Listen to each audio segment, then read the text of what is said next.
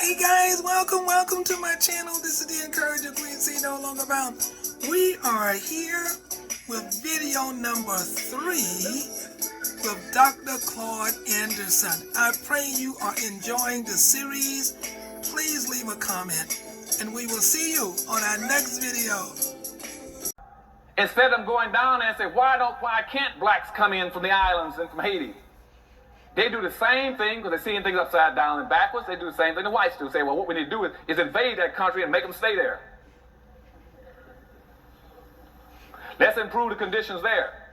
And so that way they have nice places there. Rather than say, no, you didn't improve all the conditions in Mexico, and El Salvador, and Nicaragua, and Hungary, and all these other countries when the people came in. You didn't improve all the conditions in Vietnam to bring in the people. Why do you keep asking these special things, blacks? No leadership will raise the questions. Because you see, no black leadership in America wants to raise the real issues about why we cannot raise our population and others can. In a social democracy where the majority will win and the minority will lose, we are the only planned, systematically, permanently classified minority. Which means that we are the only people who will always lose based on immigration laws and the quotas coming into this country. Unless we start to develop some very specific ways of dealing with it. That's what PowerNomics is about. I start telling you got to start changing the rules, turn things back upside down. You got to always practice how do you get to be the majority. Never do anything where you're going to be a minority. Do it where you're going to become the majority. Don't move to be a minority, move to be a majority. And we're going to talk about that a little later on how you play these games and learn how to win in PowerNomics. But you see, as I said, by 1790, the law had locked us out as the only permanent loser. And they said that anybody losing in society from now on, it will be black people.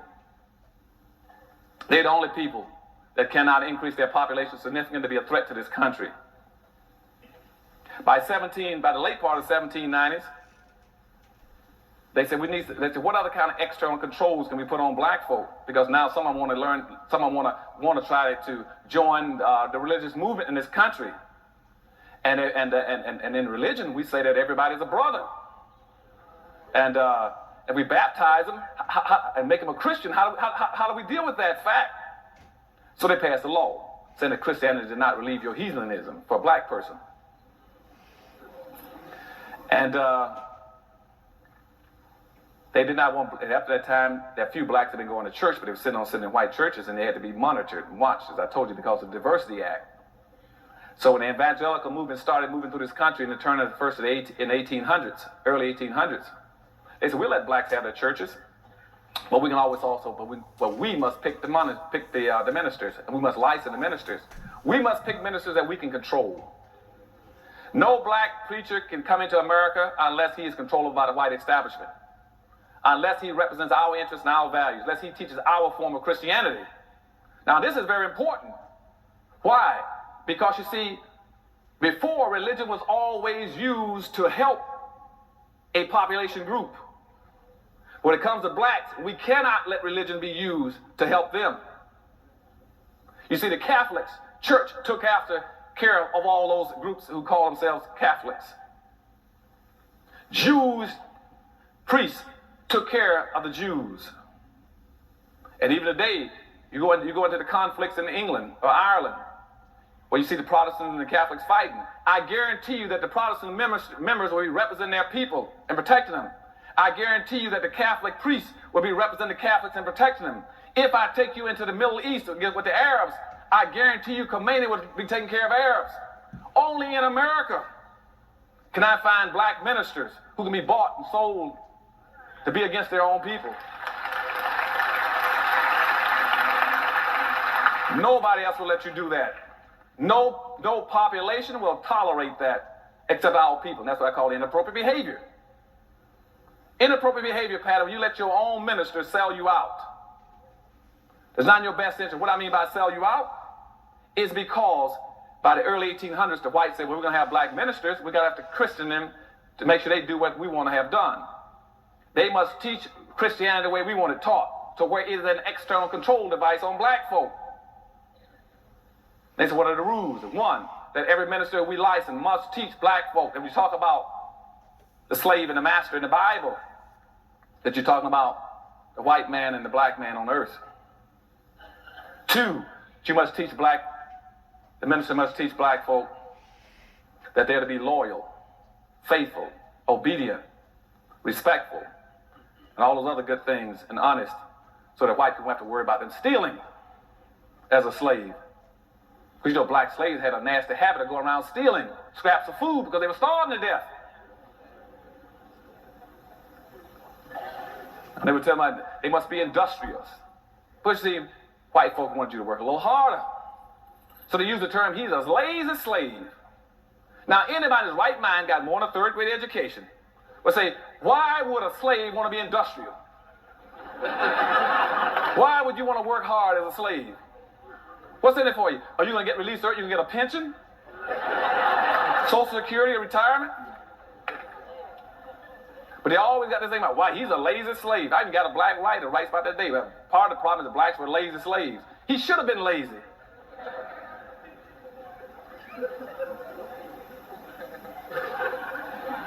The third thing they put on you is that, well, the black ministers must also teach them to get pie in the sky after death. Going to turn their world upside down. So while everybody else is competing to get resources, to get wealth, to get power, black folk are saying, I'm waiting for mine in the sky.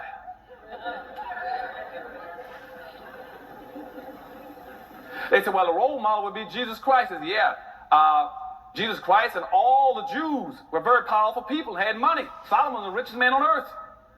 You go look at Matthew, I think Matthew 23, when they started talking about the talent. Where the different slaves had talents. And 2 of them went out and developed their talents and multiplied and made something. And 1 buried and hid his. Because they knew that would be that black one, to be that last one, go out and hide it.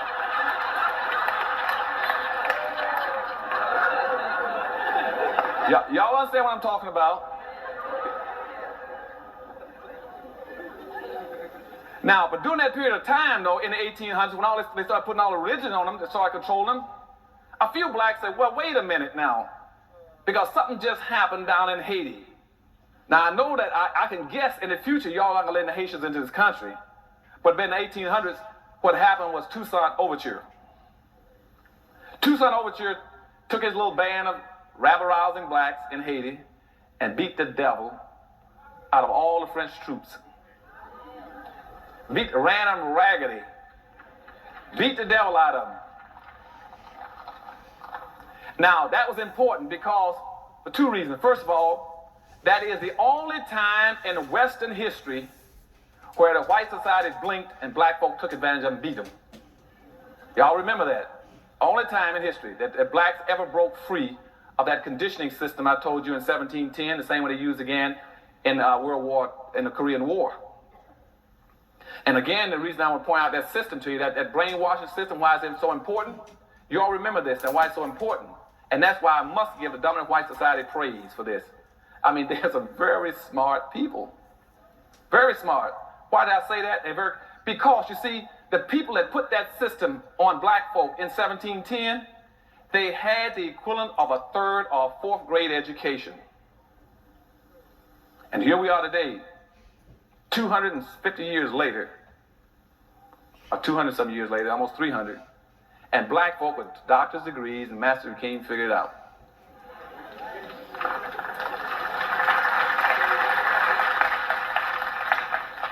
Now, but little Toussaint Overture down in Haiti, he won his battle, beat him good. Now that meant when he beat him, though, they finally tricked him and said, well, now that you've beaten us, wouldn't you like to come together and integrate? He went to discuss it with them at a meeting. They captured him, put him on a boat, and shipped him to someplace in Europe, some country where in Iceland, when it was, I think, Finland or someplace, and they froze him to death up there in the prison because he went to co-op. And I told you in Korea, in the brainwashing techniques, there's another principle that says that anytime you want to control anybody, I can control anybody who's willing to talk and compromise and discuss with me. I can get into compromise. And see, what we're trying to teach our soldiers was called a code of conduct in Korea, which says never talk to your enemy. unless it's on your turf and your terms.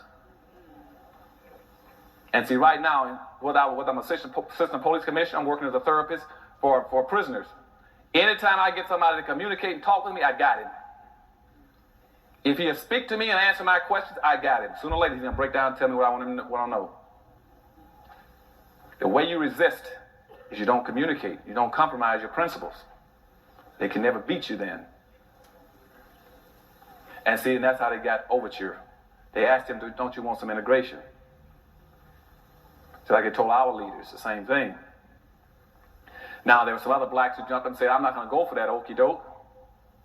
And one of the first ones in 1800 was Gabriel Prosser. Gabriel was an extremely smart black guy. He says, I just heard about what Toussaint Overture did down in the islands. And said, if Toussaint can do it, I'm going to do it here. He said, I'm going to do the same thing. And he did some planning and you couldn't believe. He worked, he planned, he schemed. Prosser really worked on this thing. And he planned one of the most devastatingly, strategically well-planned insurrections on earth.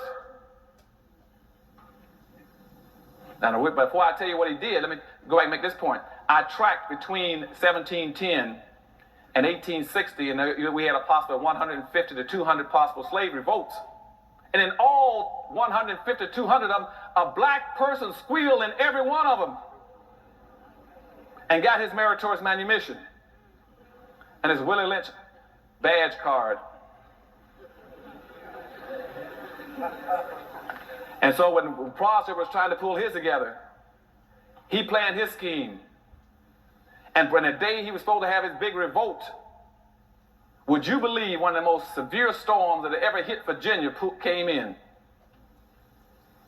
and washed out most of the land and roads and bridges, and Prosser's group couldn't get together, their gathering point, because they were planning on hitting three things. They were planning on taking over the penitentiary in Richmond, they were planning on taking over the armory, and they were planning on attacking the town and annihilating the town, everybody except the Methodists and the Quakers, who had befriended them. And the storm struck just as they're going to assemble. And only 300 showed up, and Prosser said, well, since only 300 of us here, let's put it off until next week when the land is dry and clear. And within 3 days, a black person squealed. Prosser was arrested, along with 35 of his supporters. They were executed, hanged, heads chopped off, put on poles. But the two blacks that did the squealing, one was called Tom, the other was called Pharaoh. And I don't know, God knows it because I don't know. Why is the name of a black person Tom? You almost guess he's going to do something. Now, I don't know, and I don't mean to put down anybody named Tom, but there's something about that name. And Pharaoh itself is not too much of an exciting name. I wouldn't trust that name either. If somebody, my mother named me Pharaoh, I know I'm in a world of trouble too. But anyway, Tom and Pharaoh turned in Prosser. They executed Prosser, chopped his head off along with some other and hung him up on poles. But the thing that became very important in that case, though, was that the town was really fearful because they found out from rumors that Prosser had lined up somewhere between 5,000 and 50,000 slaves. The whites all through Virginia, North Carolina, South Carolina was paralyzed. Their mouths fell open, their eyes popped. They said, something is wrong. You mean tell me we put a conditioning system on black folk where we turn everything upside down? And this black guy was able to do the impossible without an education? Something is wrong with our system. What's wrong? And I'm serious. This was a big issue. They had to find out how this one black guy get together as a slave and have something between 5,000 and 50,000 blacks ready to fight. And had not been for a storm, they'd have taken over the country. And finally came out through another rumor, speculations, that what it was that he had beat the symbolism. To show you how important symbols are, that's why I keep telling about PowerNomics. To get out of your system, sometimes you're lost. You look up at a mountain, you look up at a peak, you look for the Penobscot building or the Empire State Building, you find your symbol and you can find your direction. And what that black Prosser done, he looked at the state seal. The state of Virginia had a seal where it had a white man lying prostrate and a black man's foot on his chest. The white and the black guy was called, and in the seal it says Verticus overcomes Tyrannus. And that black man had used that seal as his motivating force, his guiding light for his people. And when the whites found that out, immediately they changed the Virginia seal and said, get rid of that seal fast. And put up guards around the Capitol to make sure it didn't happen again. Now that was in 1800. By 1821, another black named Vesey got equally as concerned. He had heard about it. He said he's going to try it in South Carolina and try another revolt. But Vesey says up front, Vesey organized his group. He walked around. He was a free black. He got free because he bought his own, paid $600 and freed himself. He won money in a lottery. But he was very upset because he couldn't buy his children out of slavery. So Vesey would walk through the town in Charleston, South Carolina, telling black folk, get that hump out of your back. Straighten up. Be respectful. Take care of your own people. Look out for your own people. Quit trying to worry about everybody. Look out for yourselves. And Vesey was a big man too, a big broad man. He said, I'll break your back if I catch you bending over. And he planned an insurrection. And he called something like about 300 to 500 together to take over Charleston, South Carolina. But he told them up front, he said, let me tell you all something.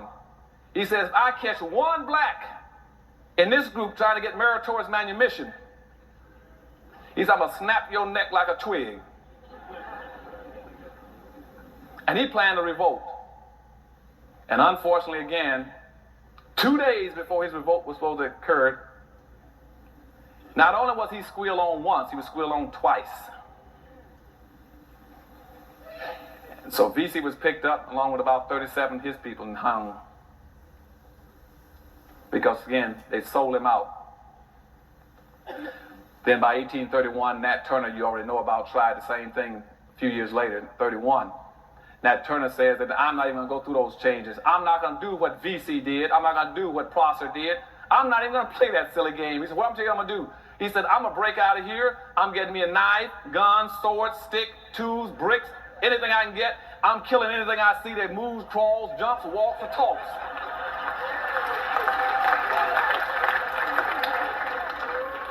That's exactly what I'm quoting him. He says, I'm the rod and staff of God. I'm not playing these silly games. I'm tired. And so Turner started walking, saying he was a sword and the voice of God. He said, I'm going to kill anything I see moving.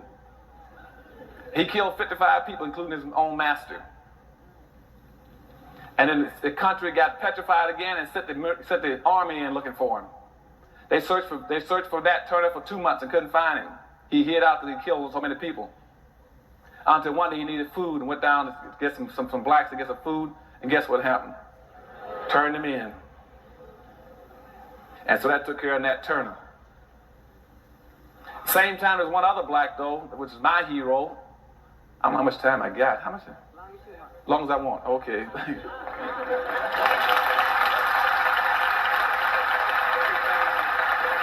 Okay, thank you. You see, you all are so nice. That's why I love coming to this city. Boy, I swear. I love you. I'm going to move out here pretty soon.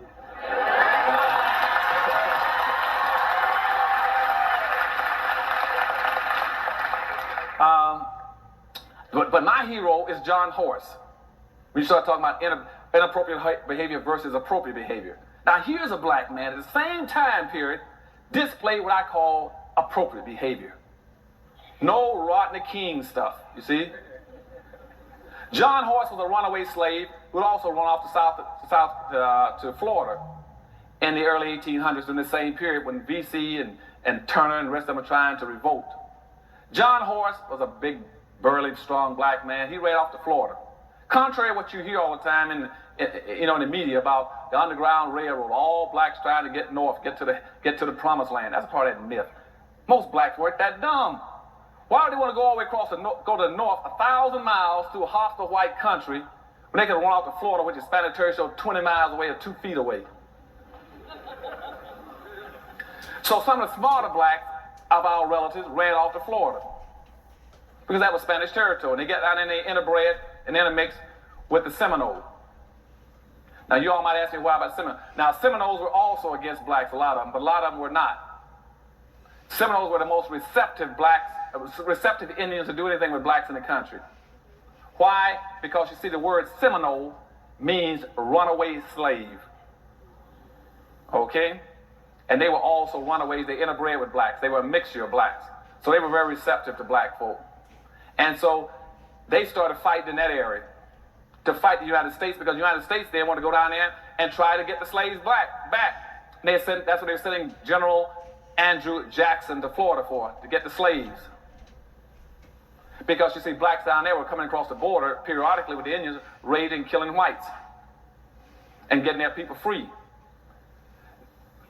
Now, why is that important? Because you see, when I talked about early inappropriate behavior in Africa, the reason they enslaved black folk originally was because our leaders in Africa had given the impression that I don't care about other black folk. And they hauled all those blacks around the world because they knew in their hearts they would never see a shipload of Africans coming to get them back.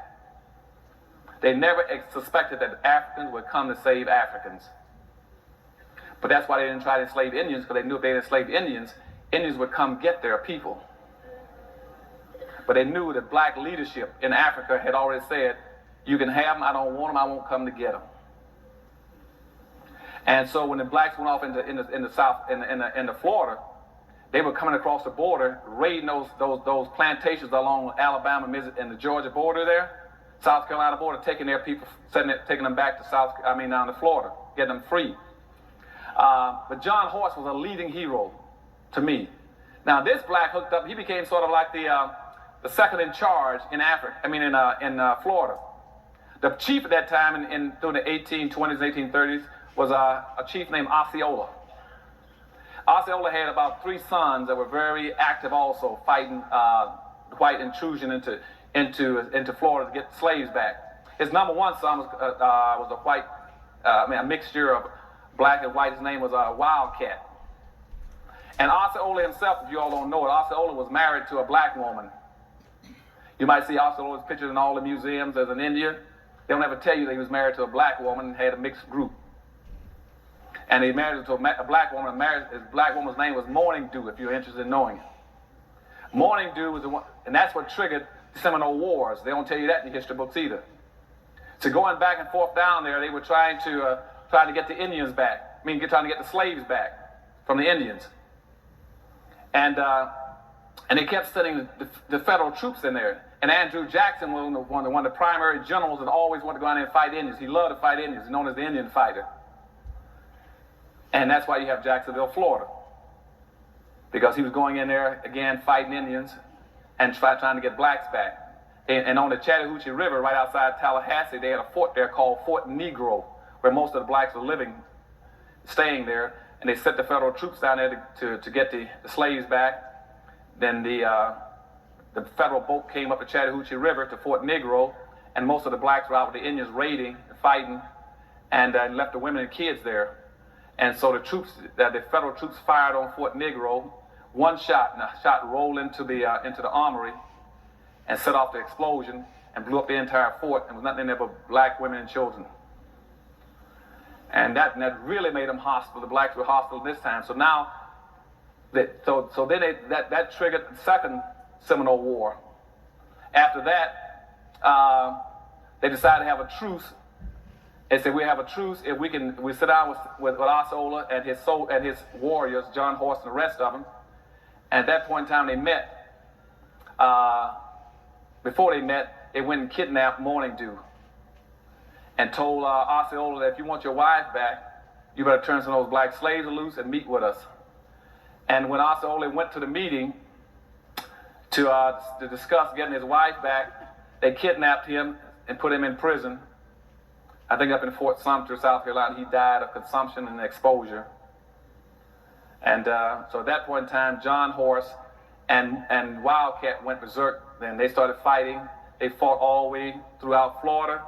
And finally, they ran them out of Florida. They went out west and led some of that whole movement called the Trail of Tears, all the way out to Oklahoma Territory. And but the only people who were fighting in this country against the United States at that time was John Horse and Wildcat and his band of blacks. They had carried their own women and kids with them. That is the only black man in the history of this nation, and I'm sorry to say no school teaches that. That's the only black man in America that's ever stood up to America and fought him, and not as a slave, but as a man. Nobody else has ever done it.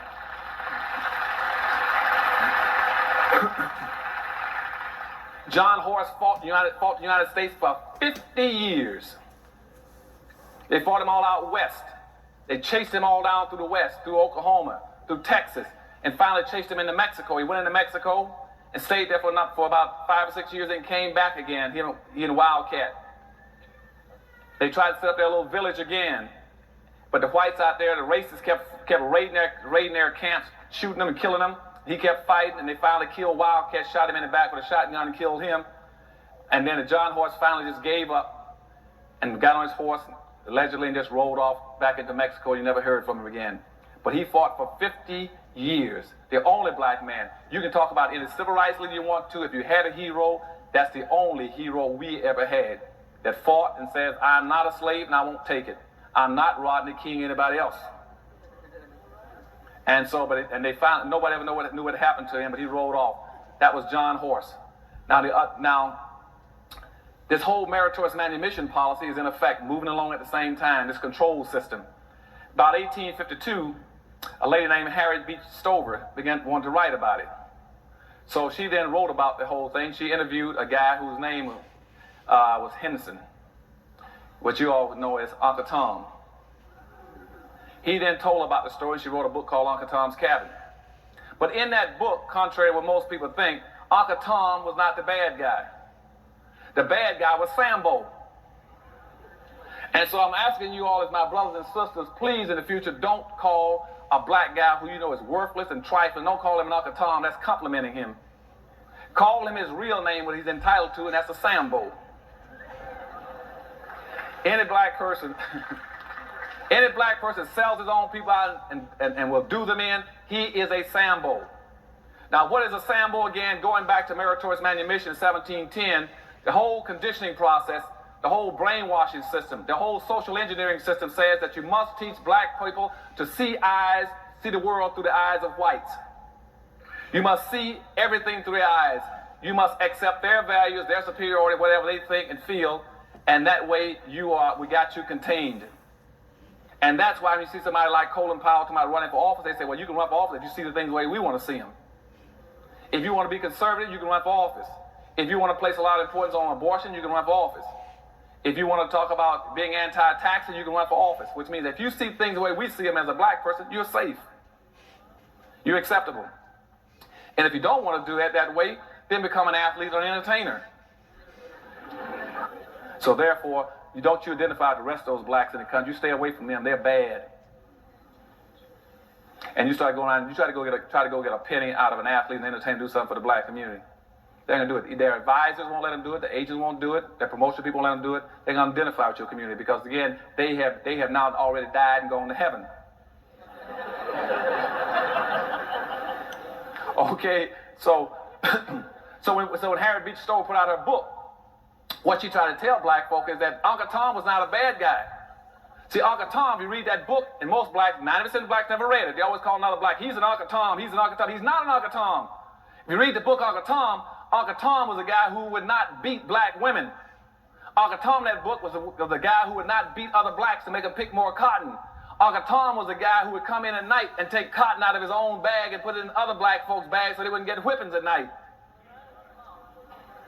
Uncle Tom was a guy who would not tell where black folk were hiding when they went across the river, when they broke free as slaves. But Simon Legree, the white slave master, had a black that followed him around named Sambo, who always says, you show me, give me the right, I'll show you how to trees the coons. I'll show you where they hides. And see, that's the guy.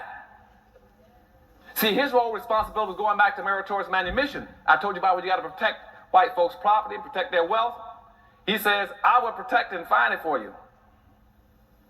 And that's why you read in the movies and books that came out after Uncle Tom, you always had a black guy, a black slave, was running down the road saying, Master, master, here comes the army. Let's hide our silver and gold. And you all say, our? How did it get to be ours? You know, he always wants to say something that doesn't even belong to him. And that showed up all through history. And today you got the same kind of personality doing